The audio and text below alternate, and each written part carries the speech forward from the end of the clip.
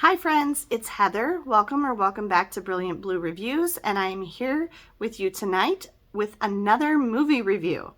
I just went to see the movie Presence, directed by Steven Soderbergh. I had to actually go to a movie theater one town over to see it because it did not come out in my local movie theater.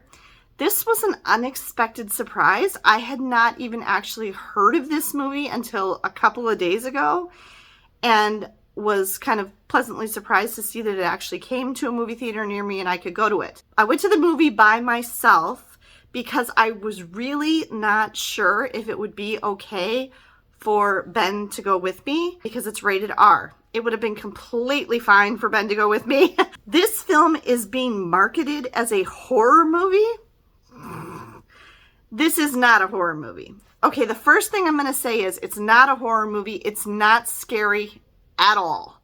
Okay, there's nothing really violent or gruesome, or it's not scary. Okay, these are the three movies that things about it most remind me of. Premonition with Julian McNulty, what's his name? I can't think of his name. And Sandra Bullock. Okay. The Others with Nicole Kidman, and Sixth Sense, the M. Night Shyamalan movie with Bruce Willis. Those are the three movies that kind of had a similar type vibe. This Presence was the least frightening of all of those. Okay? So if that tells you anything, but that's kind of the same sort of feel-ish of it. All right? Interestingly, the other movie that it completely and totally reminded me of that I saw pretty recently was Here, directed by Robert Zemeckis. I will link my review of Here up here. It reminded me of it in two ways. One is that Here was a completely fixed point in space, and it shows that fixed point in space inside this house and before the house was built over time. And this movie was also kind of a fixed space because everything takes place within the house, because the ghost, the presence, is confined to the house. It's made very clear very early on that the ghost cannot leave the house and the ghost cannot travel through solid doors. So like if a door's closed, the ghost can't go through it. It also reminded me of the movie Here in one very specific way, and that's the ending. At the end of the movie, you've never seen the outside of the house, other than a little bit of the yard and the street and stuff out the windows. But at the end, you go out the front door and turn around and look at the house, and you get to see the whole house from the outside. And that's exactly the same way Here ends. And so I'm assuming that's just a total coincidence, but it reminded me so much of it, it was freaky. And they were both lovely houses from the outside. If you are a movie theater owner or a movie theater manager, please do a little more research. Hopefully you'll watch videos like this one and understand that this is not a horror movie. It shouldn't be marketed that way. It's really more of a drama that has some supernatural stuff going on with it. You definitely, even though it's rated R, you should not be putting these other horrifying red previews, trailers on this movie with this movie, because they are not the same at all. I think every trailer that was on this movie when I went to it just now was a horror movie, like a straight out horror movie. And I think all but one of them was red. If you've never seen a red trailer or a red preview, what that means is that it is not approved for all audiences. And these trailers were definitely not approved for all audiences. There was lots of use of the F word in the trailers, in the previews. There was lots of violence and scary situations and really horrifying stuff. These were very graphic horror movie previews that they were putting on the front of this movie. These were not appropriate for this movie at all. If you own or manage a movie theater, please take those off of this movie because they don't go with it at all. They're not appropriate. I really wish movie theaters would get better about that. They've got to really look at what the content of the movie is and think about who the audience for the movie is going to be. Let me tell you why it's rated R. The main reason that this movie is rated R is language. There's, the S word, the F word, the, D. That's the main reason, honestly. The only other reason that this movie is rated R is there is a small bit of sexual content. They show two teenagers having sex, but this is what I mean by show. It's actually the back of one teenager. You can't even see the other teenager because they're completely obscured by the covers of the bed. And it's from a great distance and it's pretty blurry. So if you were like a kid or somebody who didn't know what was happening, you'd have no idea that that's what was going on, okay? So it's a really vague, quick little scene of a depiction of some sex stuff going on off in the distance. That's it. And then the other thing, I guess, why it would be rated R is just the serious nature of what actually happens and what's revealed about a certain character, because it's pretty dramatic and kind of adult. And it does have to do with drug use. So kind of some adult themes, I guess, if you would. But I saw on Common Sense Media, they gave it a green for 15 and up. And I think that's totally appropriate. I think that your teens would be completely fine seeing this movie.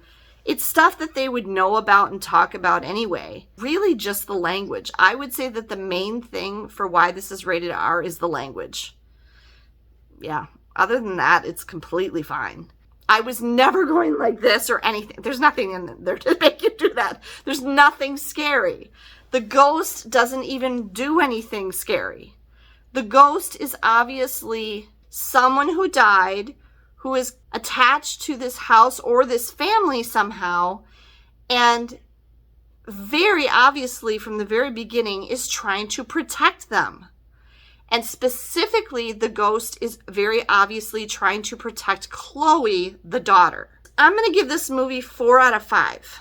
And the reason I'm going to give this movie 4 out of 5 is because I thought it was a very interesting, clever, and new way to tell the story of a ghost or a presence or a haunting, if you will. I mean, they're not haunting anything, but I thought it was a really neat way to do it in kind of a realistic, this is something that could, conceivably actually happen kind of way.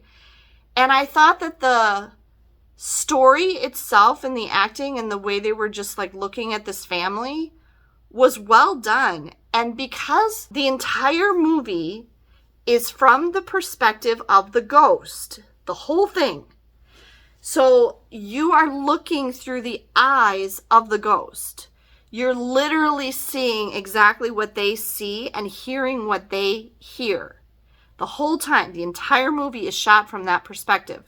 So when the family goes outside, for example, and has a conversation, the ghost can't go out there. So you just are watching them through the window and hearing their muffled conversation through the window glass because the ghost can't go outside. And there's all these long, slow camera shots where the ghost is walking through the house and down the stairs and down the hall and all that. Okay? And you see when the ghost is affected by something that the people say or something that they do, and sometimes it retreats. It retreats and goes in its closet in Chloe's bedroom because it doesn't want to deal with that right now. And there's a couple times where the ghost averts its eyes because it doesn't want to see. Like when there's the sex part, the ghost turns away and looks at the clothes hanging in the closet because it doesn't want to see that. And that helped me identify who the ghost is. And it's not who you think it is. It's not who the characters in the movie assume it is. And that's kind of the big reveal at the end. It is and it isn't. I was not surprised. I mean, it's revealed at the end who the ghost is in a clever way, right at the very end. And it didn't take me by surprise at all, but I'll come back to that in a second. So the basic premise of the movie, it's a family of 4, a married couple. The actor who played the dad, I don't know if I've ever seen him in anything before. I don't know who he was. And Lucy Liu is the mom. And then they have 2 teenage kids. And they never really say which one of them is older, and I'm not quite sure. They say that Tyler, the son, is a junior in high school. And I don't know if Chloe, the daughter, is a senior or if she's younger. I think that she's probably younger because at one point, Tyler's friend, Ryan, who's another character, she mentions to him that she has a chemistry test the next day or something. And he says, "Oh, what's it on?" And she tells him and he goes, "Oh, I did really well on that. Do you want me to help you study?" So if he's in the same grade as Tyler and they're both juniors, then that would kind of imply that Chloe is like a year or 2 younger. There's not very many characters in the movie. It's mainly just the 4 of them, the 4 people in the family. And, I mean, there's a realtor at the beginning when they buy the house. There's a psychic and her husband that come in when they realize there's a presence and they ask them to come. They come in the house. And there's this friend of Tyler's. Like I said, it all takes place within the house. And it all takes place with just their family. And you see the entire movie through the perspective of the eyes of the ghost. And so it's a very unique way to tell a story. And for that, I think it was very creative and well done. Now, here's the things I know people, in fact, I talked to the people next to me that were sitting next to me in the movie theater afterwards because I was a little confused about something at the end and I wanted to see what they thought. They were clueless and no help at all. I talked to my daughter afterwards on the phone before I filmed this review, and she had read about it, so she knew. And she said that she'll go, if it's still out and we can find a time to go see it, that she'll go with it to me again so that she can kind of look and we can kind of... I have theories. I have like 3 different theories about the ending. The ending is ambiguous, sort of. So that was the only thing that threw me, and I really wanted to talk to somebody afterwards. And so I turned to these people next to me to talk to them. And I mentioned a couple other movies that I already mentioned to you guys. I said, did you see The Sixth Sense? Do you think it was like this? And they're like, no, I never saw that. What are you talking about? And then I said, well, you know how like in Others and this, and they're like, what's that? They didn't know. And I think the guy fell asleep. So the thing that a lot of people may not like is, first of all, people may go into this expecting it to be a horror movie. From the way they craft and edit together the previews for this movie, it's very inaccurate. They're editing in such a way as to make it look scary. There is absolutely nothing scary about this movie at all. I cannot emphasize it enough. There's nothing scary in this movie. So people are going to go into it thinking this is going to be a really scary thriller or a horror movie or something. It's not. It's not a horror movie. It's not a thriller. I'll keep saying that until you get it, okay? It's a drama, okay? And then the other thing that people are going to be disappointed with, especially if they were expecting it to be like that, it's very slow. It's very slow and it's very quiet. It's a very slow, quiet, calm movie until like one thing happens at the end, right near the end, and then one other thing happens right after that, and then one last little thing happens right at the end, and none of those things are, the middle of those things, you're actually like, oh, wow, because it was so calm and quiet and slow the whole time that when that one thing happens at the end, you're kind of like, okay then. But again, nothing scary. I can't tell you my theories about the end and still have this be a spoiler-free review. I have several theories that I've discussed with my daughter, and she's like, oh yeah, I see what you're saying. Yeah, it could be. Okay. Please don't give away anything in the comments, but I don't know. I don't know how I'm going to be able to, I'm going to have to talk to people who've seen it because I'm really not sure about something. You definitely find out who the ghost is at the end. The question that I don't know and that I was left confused about and that I have different theories about is an issue of time. It's an issue of timing, and I guess I would say, when exactly did the ghost enter the spiritual plane? Okay, when did the person die? Is the question, kind of.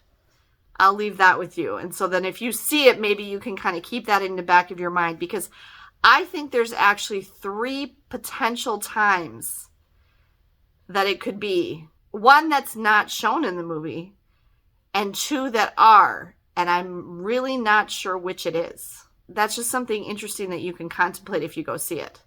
But I really liked it. I was pleasantly surprised. I only wish I'd had one of my kids with me at the movie so that they could discuss it with me afterwards. So I really do hope that I get a chance to see it with Megan later. If nothing else, I'll have to watch it with her on streaming at some point in the future so we can discuss it, because I definitely want to see what she thinks. But it was very well done. It was crafted really well, and it was a cool story. It takes you the whole movie to figure out who is exactly the problem. Because you know something's going to have to happen, and you don't know what the thing that's going to happen is, and there's potential with all the people in the family that it could be something related to one of them, based on conversations that they have and things that are revealed and stuff like that. So it's really right at the end that you figure out what's actually the bad thing and stuff. So it, there's kind of this building sense of, I was kind of like on the edge of my seat the whole time, because I knew something had to happen with this, and there's going to be something. And it says on the posters, it leaves your heart on the floor. It really does. It really does. It kind of, at the end. And you got to pay attention to everything in the movie. Even though it's slow, and even though it's quiet, and even though it's calm, you want to listen to everything they say so you get the full impact of what happens at the end. That's all I can say. I would recommend it, but you need to be prepared last time for the fact that this is not a horror movie. This is not really scary, and this is not action-packed. It's not a thriller.